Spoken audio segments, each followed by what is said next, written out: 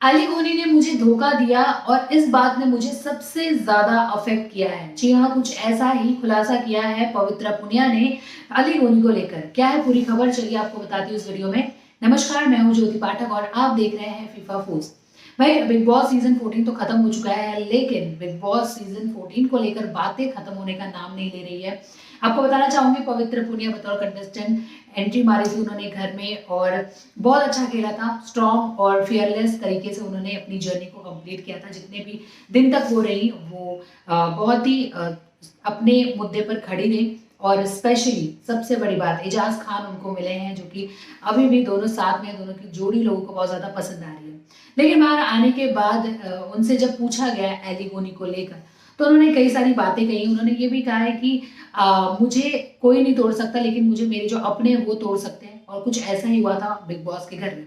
उन्होंने बताया है कि मैं बहुत ज़्यादा डिस्टर्ब हो गई थी बिग बॉस के लास्ट वीक में। और जब मेरे ही फ्रेंड्स, मैं देख रही हूँ मेरे ही फ्रेंड्स बिग बॉस में गेम शो के लिए मुझे धोखा दे रहे हैं, मेरे अगेंस्ट खड़े हो रहे हैं। स्पेशली अली गोनी और निकी तंबोली, ये दोनों ही गेम के लिए मेरे अगेंस्ट खड़े हो रहे थे। फिर आगे कहते हैं मैं बहुत ज़्यादा, कहती है वो कि मैं बहुत ज़्यादा सेंसिटिव हूँ और मुझे ऐसी चीज़ें बहुत ज़्यादा हिट कर जाती हैं।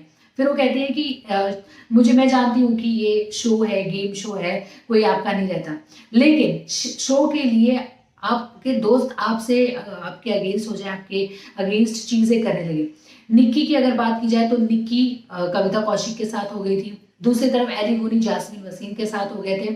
और एली गोनी और राहुल वैदी की जो बॉन्डिंग है, जो अभी तक अच्छी चल रही है, बहुत अच्छी बॉन्डिंग मुझे लगती है। लेकिन यहाँ पर एक ये बात आती है कि हम भी तो अच्छे दोस्त थे, हमारी भी तो अच्छी बॉन्डिंग थी, तो फिर ऐसा क्यों किया, क्यों गेम शो के लिए ये सारी चीजें की। फिर आगे कहती हैं कि माना कि हम BFFs नहीं हैं, लेकिन अच्छे दोस्त तो हैं। फिर सिर्फ गेम के लिए आप किसी को नीचा नहीं गिरा सकते, आप किसी को लो फील नहीं करवा सकते।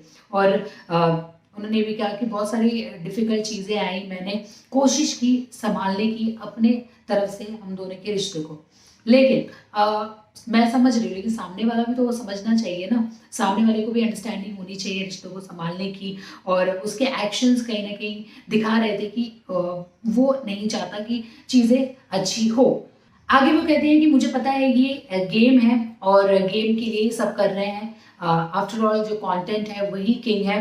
कंटेंट के लिए हमें घर में कंटेंट देके हमें सस्टेन करना है इस शो में। लेकिन क्या फेक है क्या रियल है वो आपका कॉल है। फिर वो कहती है कि मैंने अपने दिल से खेला था, दिमाग से नहीं खेला। बिग बॉस के घर में मैंने दिल से खेला, ना कि दिमाग से। और मुझे ऐसी चीज़ें हमेशा अफेक्ट कर जाती हैं। जो मेरे अच्छे दोस्त हैं वही अगर मुझे डिच कर दे, मुझे धोखा दे दे, तो ये चीज़ मुझे बहुत ज़्यादा अफेक्ट कर जाती है और मैं बहुत ज़्यादा इमोशनल हो जाती हूँ। मैं उस समय इमोशनली लो हो चुकी थी, मेंटली मैं बहुत ज़्यादा डिस्टर्ब हो चुकी थी और मैं अच्छे से ना खा पाती थी, ना मैं सो पाती थी उस टाइम। फिर आगे कहती है कि लेकिन कोई बात नहीं, मैंने अपनी तरफ से पूरी कोशिश की और मैं शॉक्ड हूँ कि मेरा इस तरीके से एविक्शन हुआ था बिग बॉस के घर से। फिर आगे जब उनसे पूछा गया कि क्या आप कोशिश करेंगी अपने और एली के रिश्ते को सुधारने के लिए बाहर आने के बाद, तो बोलते बाहर आने के बाद मुझे एक बार भी चांस नहीं मिला एली से बात करने का, उनसे मिलने का। और मुझे ऐसा लगता है कि चीज़ें एंड में इतनी खराब हो चुकी हैं, तो कोई बात नहीं बनती कि मैं इस पे आगे बढ़ूँ, चीज़ें रिजॉल्व करने की कोशिश करूँ।